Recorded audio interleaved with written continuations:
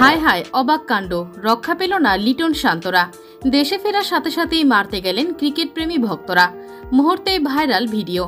দর্শক, 17 বছর পর টি-20 বিশ্বকাপের সুপার 8-এ উঠেছিল বাংলাদেশ। তাদের সামনে সেমিফাইনালে ওঠারও ভালো সুযোগ ছিল, অবশ্য নিজেদের কোনো কৃতিত্বে নয়, অন্যদের ব্যর্থতায়। কিন্তু বাংলাদেশ সেই সুযোগ হেলায় হারিয়েছে।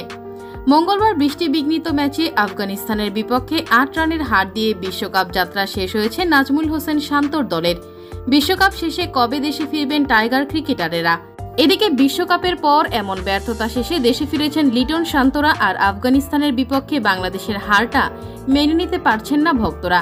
যার কারণে লিটন শান্তরা দেশে ফেরার সাথে সাথেই তাদেরকে মারতে ছুটে গেলেন ক্রিকেট প্রেমী ভক্তরা। যে ভিডিওটি মুহূর্তেই সামাজিক যোগাযোগ মাধ্যমে ব্যাপকভাবে ভাইরাল হয়েছে।